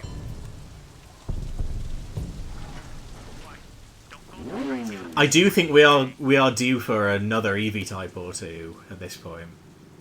It's raining pretty much constantly for about 9 days. Holy shit! Oh, it's raining inside the parking garage.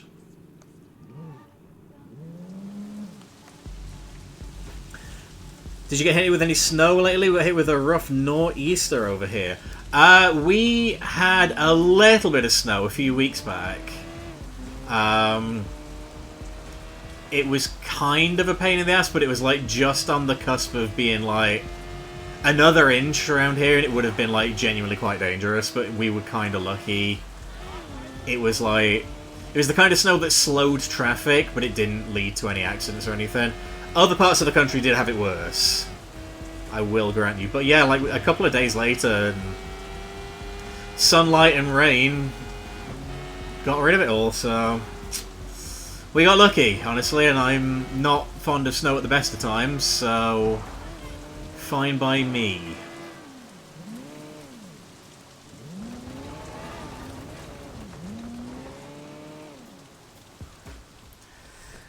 Physical special split came Gen 4. Yes, it did. Yeah, which it completely revolutionized Pokemon, and it is a move that is very much for the better.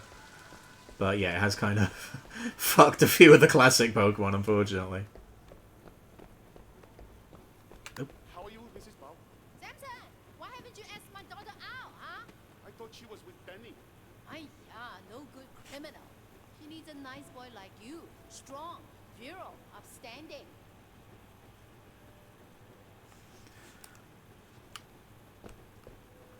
Fair enough.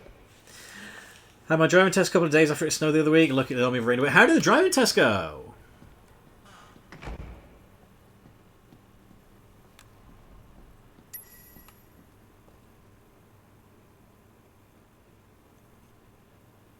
That marker is moving.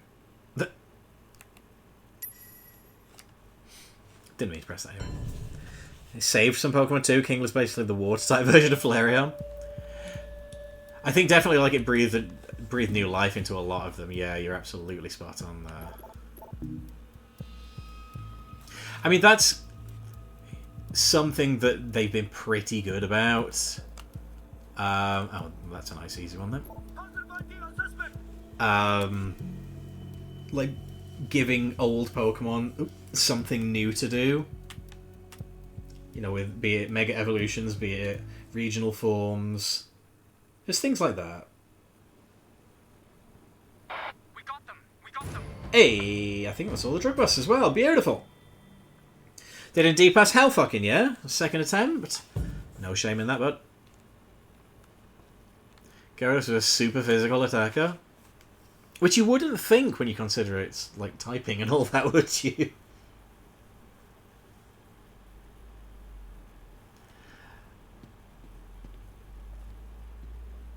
I mean, Gyarados consistently one of the strongest in the series.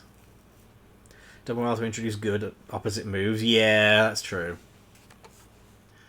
I think that may be all today, because I'm going to try and save that Triad Highway for another time, because that's... If indeed we do it on stream, to be fair, I might just give a pass on that one. But yeah, that's all the Sleeping Dogs collectibles. Hell fucking yeah. So FK, heard you say the weather in the UK is grey. I was under the impression the only sun the UK's ever had was the baby from the Teletubbies. It feels like it some days. Yeah, that's true. Eevee getting its own game there. I think that definitely fed into its popularity, which was already high. Right, so then let's... that's going to do it for today, actually. Like, that's pretty much everything I had planned for this. We will return to Sleeping Dogs to finish a few bits off. So yeah, slightly shorter stream than usual, guys, this time. But don't worry, there will be more to come. So I'll just give you guys like the little rundown of what you can expect on future streams for this series. And I'll give you a little sneaky peeky of what else we're going to have coming this year. Like I said, I have mentioned this in the Discord as well. So yeah, maybe I'll put a poll in the Discord for, you know, vis-a-vis what you would like me to start next. So, for Sleeping Dogs then, we probably have 4, maybe 5 streams left in it. There's the final chapters of the main story. I think there are 3. One of them is like super fucking difficult, so I'm probably going to die a bunch on that one. The first one's quite short, so yeah, I do kind of feel like I might be able to get those all done in one stream. So it may be that we do that on a weekend. It may be that we start early on that one and just get them all done. Then when we have that, we've got the Zodiac Tournament DLC, which is very fun, very silly, nice little send-up of Hong Kong martial arts movies. We have Nightmare in North Point, which is the Halloween DLC. And we have Year of the Snake, which is Chinese New Year DLC. So we'll give a stream to each of those in turn. They should only take 1 stream each. There are collectibles and stuff to find in each of them, but it's much smaller stuff. There's only like 12 items in a couple of them, I think. So it's not like you've got to like find all these cameras and logboxes and stuff, as we have done. So we'll give those a stream each. Sleeping Dogs, yeah, so this has been one of my sort of major stream series. Like, I kind of categorize them as like major streams and minor or chill streams. So the other stuff in the major stream stuff is DK Bonanza, which we will be returning to at some point with the post game, and very probably the DLC. I don't know how many streams that's likely to take. I'm gonna have to do a lot of off-screening unless there's any particular demand to watch me just smash the map up and find bananas, because, you know, that's up to you guys if you want to do that. We have another 60 days of 100 line to get through. I know, of course, you don't play all 60 of them because you skip a bunch of story reasons. I think we're in the early 40s at this point, actually, because we skipped a few towards the end of the 30s. So next 100 line stream might be slightly shorter. But yeah, we will be playing through them. On the minor side, we've got Sonic Superstars, which I keep putting off because I hate Sonic Superstars. We've got Project Friendship, which I will be returning to Thursday this week, and we might actually platinum that if we're very lucky. We've got the amphitheatre to do, we've got a little bit of trophy cleanup, and then that is it. That is that one done. So we might actually get them done in one stream, in fairness, if we're a little lucky. Simpsons Road Rage, I might just do that if I'm feeling in a Simpson-y kind of mood, try and get to $1 million. And then there's a bunch of stuff still to do in SADX, but these are all very chill kind of games. We can just sort of like cycle these in and out as necessary. So if you haven't seen the notifications I've put in the Discord already on this sort of stuff, and I did mention it on stream as well, I think, we have, as I mentioned, 5 major games that I'm looking at starting this year. Not necessarily finishing, but definitely starting them all this year. And 1, 2, 3, 4 on the minor side. So on the minor or chill side, I would like to play Super Mario Land 2 DX, which is a colorized ROM hack of Super Mario Land 2. That's Wario's first appearance. Once we've played that, I want to play Mario Land 3 Wario Land. I think there's a colorized ROM hack of that too, so I'll give that a look. And we'll start and do a few more Wario games, because I fucking love Wario. I also want to play a bit of Castle Crashers. That shouldn't take too many streams, because I kind of know that game inside and out, but I have it on Switch, and I would like to clear through all the stuff on Switch and unlock everything. It's basically a blank save file on there, so we'll do that. And Dragon Ball Z Budokai Tenkaichi 3, we got all the sagas and all kinds of side modes to do in there. I was thinking of doing some Sparking Zero, but I genuinely think like BT3 is probably going to be the more entertaining stuff, because the story mode is so much more deep. But we'll see. Then on the mainstream kind of stuff, once we've finished some of these games, we'll cycle some new ones in. I would like to play Luigi's Mansion. That's probably going to be 4, maybe 5 streams if we can get good time in them. Split them into each individual area. I would love to get in some Looney Tunes Collector, one of my favourite Game Boy Color games. 2 games, actually. So I'd love to play through those at some point. That should be coming up later this year. Oracle of Seasons, the first of the Zelda Oracle games, we'll play through that. Obviously, if we finish that, we'll start Oracle of Ages as well, because those games are also linked. Arkham City, because it's been a while since we've done any Batman on the channel, so there's a lot of Batman content there. Unlike with Asylum, the map cleanup on that is going to be substantial. That's probably going to be multiple streams to do map cleanup, so we'll just... I'm to be honest, I might do that as a post-game chill stream sort of thing, because I think it's okay if we just focus mainly on the story for Arkham City. And I would also like to play... yeah, very valid. I would also like to play... there's a lot of upgrades that'll stop you. That's a fair point, yeah. I should probably focus on getting the upgrades and stuff.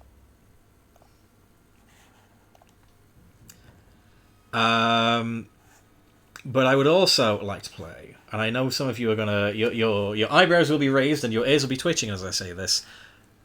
A PS1 game that I never actually had, but I did play. I borrowed from a friend. I did have the remake on the GameCube, which should give you an inkling of what I may be talking about here. Iconic PlayStation 1 game with a GameCube remake. I would like to play Metal Gear Solid on the stream. My eyebrows are twitching, should I call a doctor? Metal Gear is kind of a different proposition because, like, obviously I'm very... going to say Resi, to be fair, probably should also play Resi at some point. Might make a fun Halloween game. Metal Gear, I suspect it's probably going to take 10 or so streams because obviously it's very, very dialogue heavy. So there will be great big chunks of those streams where I'm not talking, so we can focus on what's being said. Or I'll, try and quip a little bit between dialogue. But I really like to play Metal Gear Solid. Maybe I'll pull out it was the PC version. It was like an upgraded version, wasn't it? They re-released it on in like a later edition, didn't they?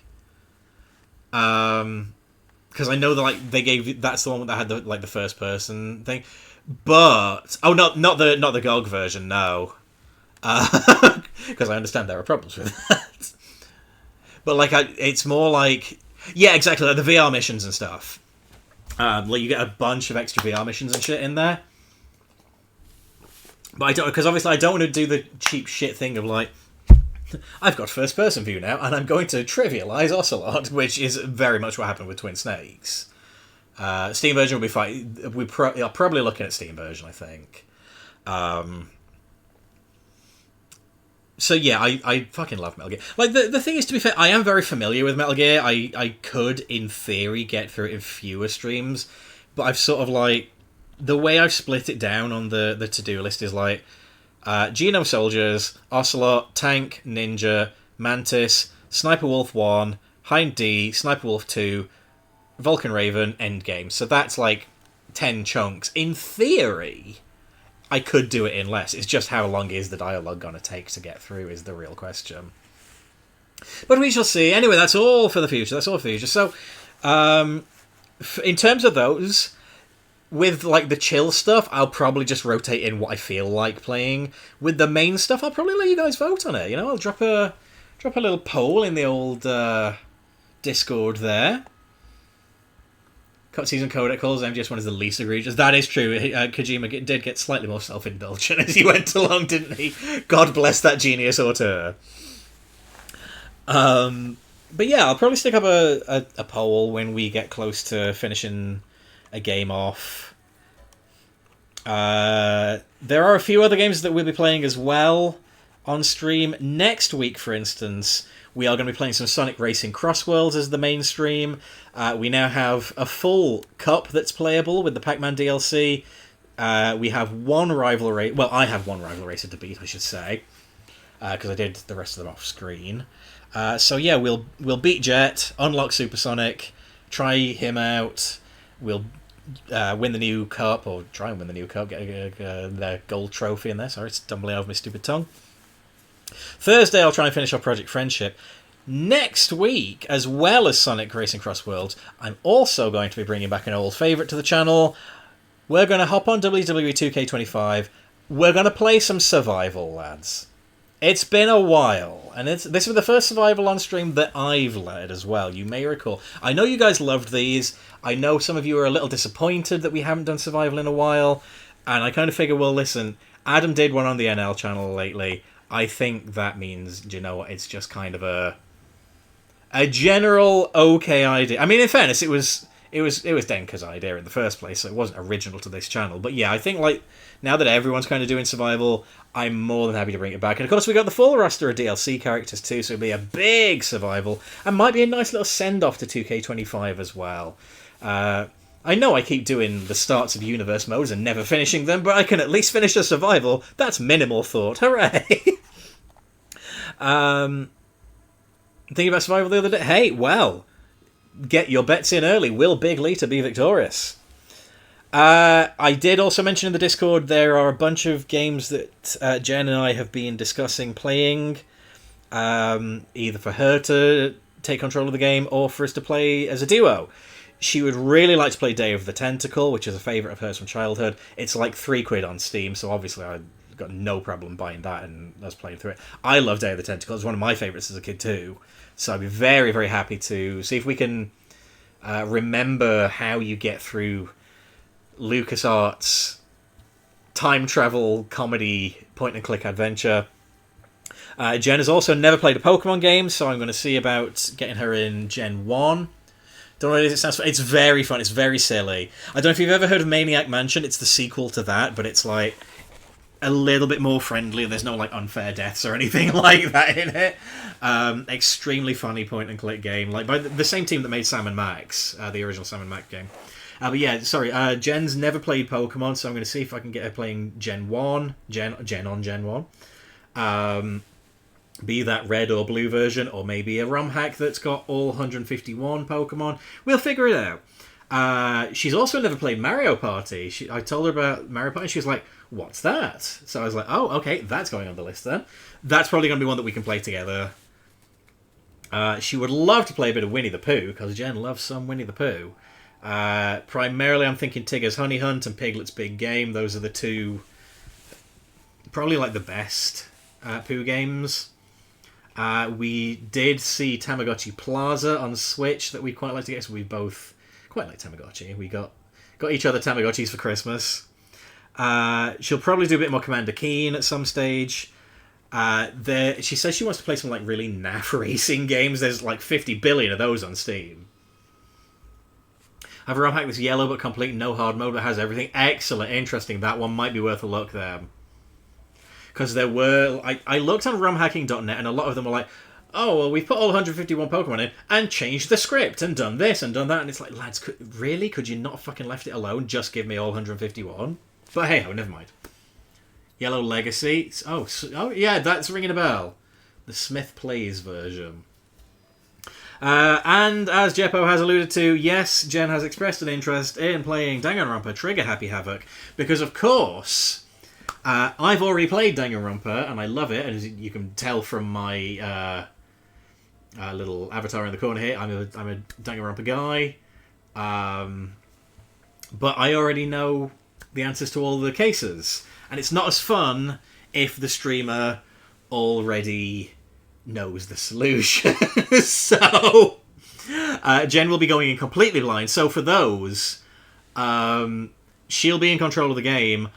I'll keep the chat from her. We'll sort of hide the chat from her, so we can avoid spoilers. Obviously, I'm hoping you guys aren't going to put spoilers in there anyway. But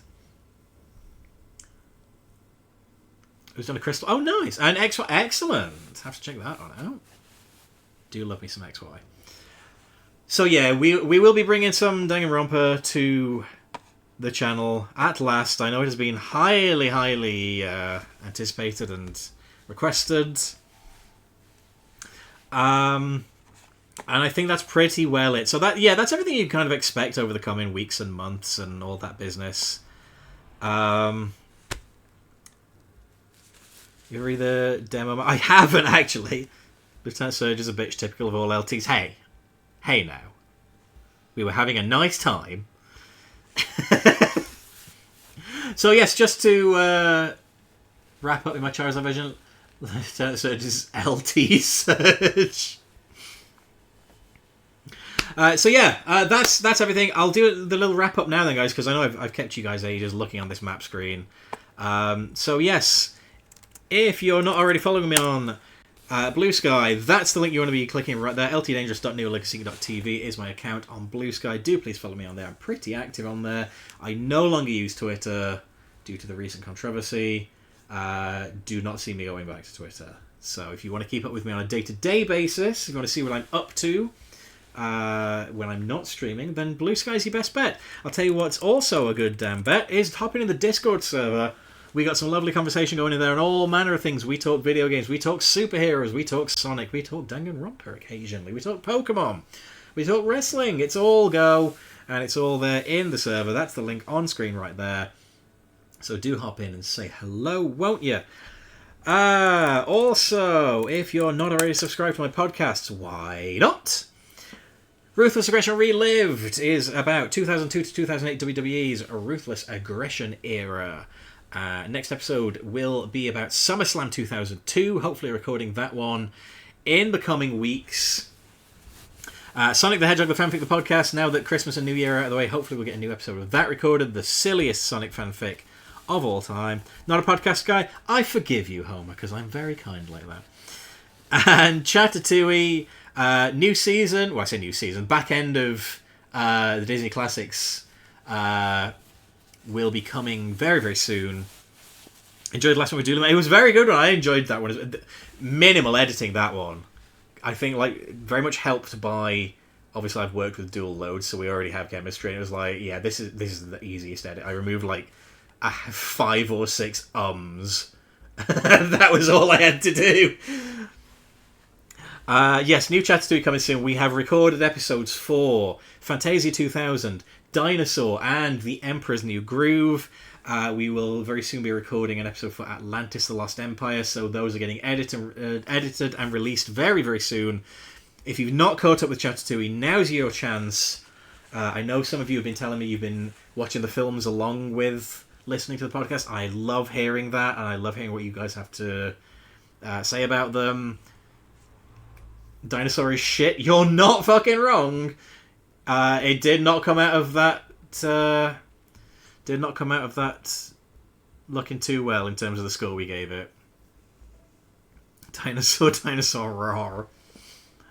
How are the package movies?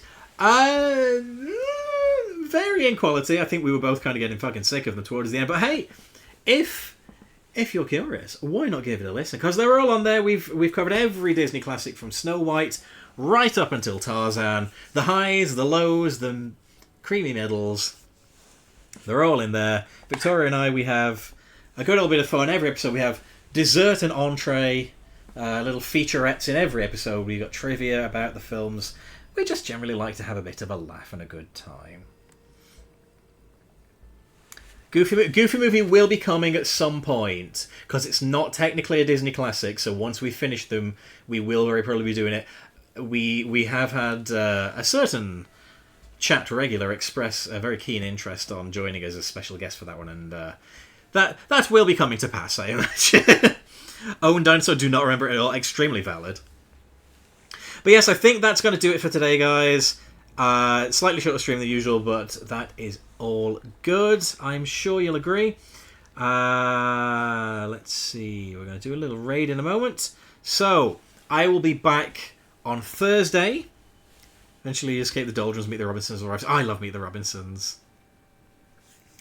I'll be back on Thursday with some Project Friendship. We're going to tidy up that amphitheatre. We're going to finish off all the other little side missions and the trophies that we can. And we are hopefully going to get the Platinum. Fingers are very much crossed there. And I will hopefully see you all then. So, Project Friendship this week. Next week, Sonic Cross Worlds. And 2K25 Survival. So, let us see. Who are we going to raid into?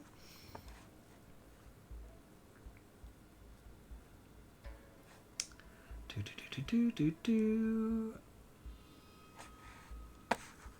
you know what?